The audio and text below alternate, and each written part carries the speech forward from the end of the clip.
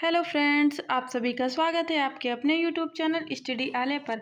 आज हम NMS exam 2025-26 के लिए साइंस की 35 प्रैक्टिस सेट की एमसीक्यू करवाएंगे और ये है प्रैक्टिस सेट 1। और आप लोगों को हमने वन लाइनर भी क्वेश्चन करवाए, आप लोग प्लेलिस्ट बनी है, जाके देख लें और हमारे चैनल स्टडी आले को सब्सक्राइब जरूर कर लें। तो चलिए आज का हम एमसीक्यू में पहला प्रश्न देखेंगे। पहला प्रश्न हो जाएगा कि वायुमंडलीय दाब का मापन किया जाता है। तो ऑप्शन ए है वोल्ट मीटर से, बी बैरोमीटर से, सी गैल्वेनोमीटर से और डी हो जाएगा थर्मामीटर से। तो इस प्रश्न का राइट आंसर क्या हो जाएगा फ्रेंड्स? इस प्रश्न का राइट आंसर हो जाएगा बी, यानी बैरोमीटर से। क्या राइट आंसर क्या हो जाएगा? बी हो जाएगा राइट आंसर बी। चलिए अब हम देखेंगे प्रश्न नंबर देखेंगे दूसरा कि अम्ल और क्षार के मध्य होने वाले अभिक्रिया को क्या कहते हैं? तो ऑप्शन ए है जल अपघटन, बी निर्जलन और सी हो जाएगा उदासीनीकरण, डी आयनीकरण हो जाएगा। तो राइट आंसर क्या हो जाएगा फ्रेंड्स? इस प्रश्न का राइट आंसर हो जाएगा ऑप्शन सी। क्या हो जाएगा? ऑप्शन सी राइट आंसर हो जाएगा। चलिए अब हम प्रश्न नंबर देखेंगे, यानी कि ऑप्शन सी राइट आंसर। अब देखेंगे प्रश्न नंबर 3 कि चिपको आंदोलन किससे संबंधित है? चिपको आंदोलन किससे संबंधित है? तो जल संरक्षण से या मृदा संरक्षण से, वन संरक्षण से, वन्यजीव संरक्षण से। तो राइट आंसर क्या हो जाएगा? वन संरक्षण से। चिपको आंदोलन क्या था? वन संरक्षण से संबंधित है। 4 प्रश्न नंबर है कि श्वेत प्रकाश किरण का आपने अवयवी रंगों में विभक्त हो जाने की घटना को कहते हैं? प्रकाश का अपवर्तन कहते हैं या परावर्तन या पूर्ण आंतरिक परावर्तन या वर्ण विक्षेपण। तो चौथे का राइट आंसर क्या हो जाएगा? डी हो जाएगा वर्ण विक्षेपण।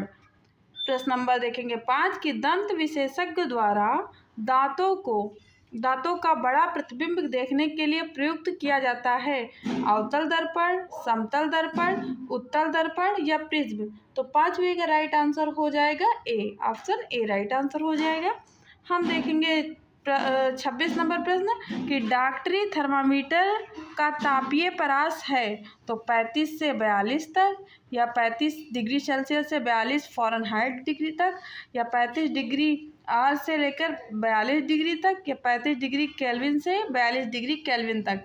तो छठे का राइट आंसर क्या हो जाएगा? ए हो जाएगा, यानी 35 डिग्री सेल्सियस से 42 डिग्री सेल्सियस तक। स्वास्थ्य मानव नेत्र के लिए स्पष्ट दृष्टि न्यूनतम दूरी व अधिकतम दूरी क्रमशः होती है? तो 25 सेंटीमीटर से एवं अनंत तक, बी अनंत तक एवं 25 सेंटीमीटर तक, सी 0 सेंटीमीटर से एवं 25 सेंटीमीटर तक, डी 25 सेंटीमीटर से 0 सेंटीमीटर तक। तो सातवें का राइट आंसर क्या हो जाएगा? ए हो जाएगा, यानी न्यूनतम 25 और अधिकतम अनंत तक। अधिकतम कितना हो जाएगा? अनंत तक। 8वें का प्रश्न है कि सरल सूक्ष्मदर्शी से बना प्रतिबिंब होता है आभासी व छोटा, वास्तविक व छोटा, वास्तविक व बड़ा, आभासी व बड़ा। तो 8वें का राइट आंसर डी, यानी कि आभासी व बड़ा होता है। चलिए प्रश्न नंबर 9 देखेंगे कि निम्न में से चुंबकीय पदार्थ नहीं है। तो यहाँ नहीं की बात की गई है। जस्ता, लोहा, निकल, कोबाल्ट। तो 9 का राइट आंसर क्या हो जाएगा? ए हो जाएगा, यानी जस्ता चुंबकीय पदार्थ नहीं है। प्रश्न नंबर 10 देखेंगे कि विद्युत धारा के चुंबकीय प्रभाव की खोज की थी किसने? फ्लेमिंग ने या फैराडे ने, एम्पियर ने, ऑस्टेन ने। तो 10वें का राइट आंसर हो जाएगा, क्या हो जाएगा? डी हो जाएगा। क्या हो जाएगा? ऑस्टेन। चलिए अब हम देखेंगे 11 नंबर कि सूर्य अपनी विकिरण ऊर्जा प्राप्त करता है किससे? नाभिकीय विखंडन प्रक्रिया से, आयन विनिमय प्रक्रिया से, प्रकाश विद्युत प्रक्रिया से या ऑप्शन डी है नाभिकीय संलयन प्रक्रिया से। तो 11 का राइट आंसर क्या हो जाएगा? डी हो जाएगा। नेक्स्ट देखेंगे, नेक्स्ट प्रश्न है कि निम्नलिखित में से कौन सा वन उत्पाद नहीं है? तो यहाँ वन उत्पाद नहीं के बारे में पूछा गया है। गोंद, प्लाईवुड, सील करने की लाख या कैरोसिन। तो राइट आंसर क्या हो जाएगा? डी हो जाएगा, कैरोसिन। कैरोसिन को हम लोग मिट्टी का तेल भी जानते हैं, मिट्टी के तेल के नाम से भी जानते हैं। चलिए नेक्स्ट देखेंगे कि अनावेशित हो जाने पर इनमें से कौन सा सेल को पुनः आवेशित किया जा सकता है? ए वोल्टियर सेल को, बी सीसा संचायक सेल को और सी है लेक्लॉन्सी सेल को, डी डेनियल सेल को। तो 14 का राइट आंसर बी हो जाएगा। क्या हो जाएगा बी, सीसा और संचायल सिल्क। 15 नंबर है पैरामीशियम का प्रचलन अंग होता है तो कूटपाद, फ्लैजिला या सीलिया, उपयुक्त सभी। तो 15 का राइट आंसर सी हो जाएगा, यानी सीलिया होता है। क्या होगा सीलिया। देखेंगे 16 नंबर प्रश्न की कोशिकीय क्रियाओं का नियंत्रण करने वाले अंगक हैं तो माइक्रोकॉन्ड्रिया, केंद्रक, कोशिका झिल्ली, हरित लवक। तो 16 का राइट आंसर बी हो जाएगा केंद्रक। क्या हो जाएगा केंद्रक। 17 नंबर प्रश्न है कि केंचुए का श्वसन अंग है, केंचुए का श्वसन अंग है तो क्लोम, रंध्र, फेफड़े या त्वचा। तो राइट आंसर डी, त्वचा राइट आंसर हो जाएगा। नेक्स्ट है कि 18 नंबर प्रश्न है कि यूरिया उर्वरक है तो नाइट्रोजनी या स्फुरी, पोटेशिक या संयुक्त। तो 18 का राइट आंसर ए हो जाएगा नाइट्रोजनी। क्या हो जाएगा नाइट्रोजनी। 19 नंबर प्रश्न देखेंगे कि ब्रायोफाइलम में किस भाग के द्वारा जनन क्रिया होती है तो तना, पत्ती, मूल, जड़ या पुष्प। 19 का राइट आंसर क्या हो जाएगा बी हो जाएगा पत्ती। राइट आंसर क्या हो जाएगा फ्रेंड्स पत्ती हो जाएगा। निमोनिया का रोग कारक सूक्ष्म जीव है तो जीवाणु या विषाणु, प्रोटोजोआ, कवक। तो 20 का राइट आंसर क्या हो जाएगा 20 का राइट आंसर हो जाएगा ए, जीवाणु। राइट आंसर क्या हो जाएगा ए। देखेंगे 21 नंबर प्रश्न कि रोग का टीका लगाया जाता है तो जुखाम में, एड्स में, मधुमेह में, टाइफाइड में। तो रोग का टीका किस में लगाया जाएगा टाइफाइड में। किसमें टाइफाइड में।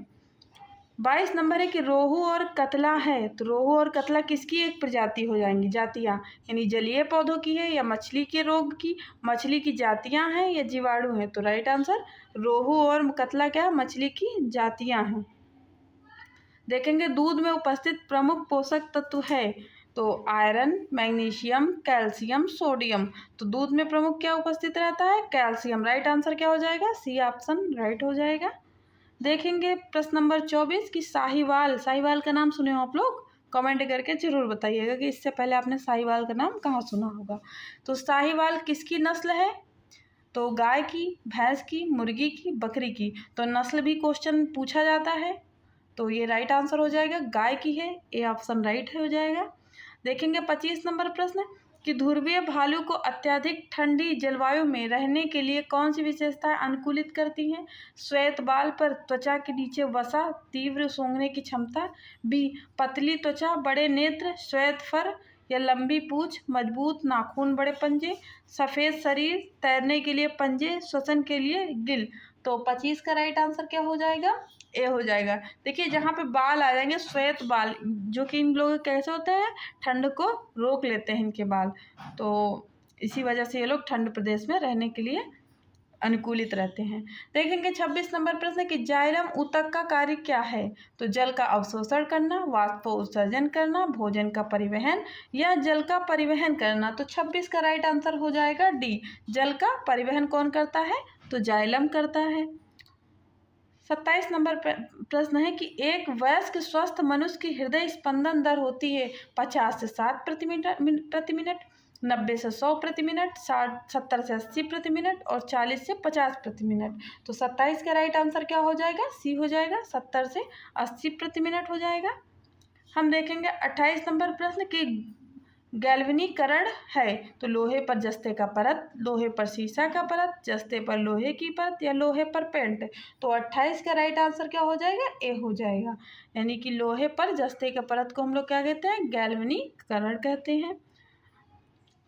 29 नंबर प्रश्न है कि जंग लगने पर लोहा परिवर्तित होता है आयरन ऑक्साइड में, लेड ऑक्साइड में, आयरन सल्फाइड में, जिंक ऑक्साइड में।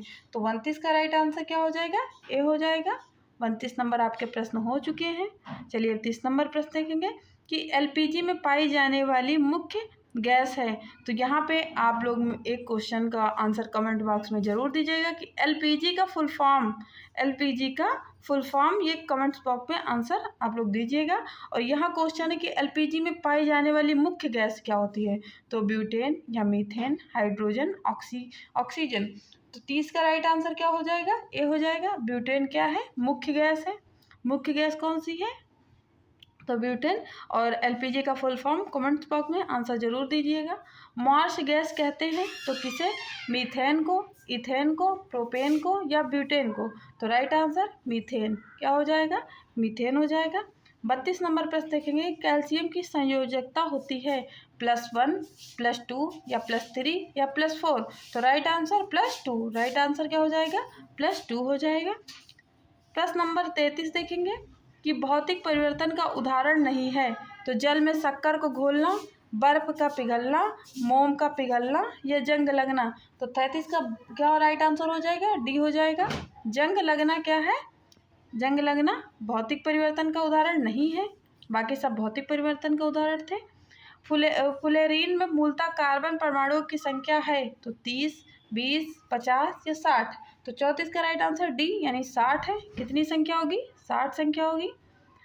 अब ये क्वेश्चन आपके लिए है, ये रेड बोर्ड पर आपके लिए क्वेश्चन लाए हैं। 34 प्रश्न हमने करवाए हैं और 35 का आप लोग कमेंट्स बॉक्स में आंसर जरूर दीजिएगा कि बेकिंग सोडा की प्रकृति कैसी है? बेकिंग सोडा की प्रकृति कैसी है? अम्लीय, क्षारीय या उदासीन? अम्लीय व क्षारीय। तो इसका आंसर आप सभी लोग कमेंट्स बॉक्स में ज़रूर दीजिएगा।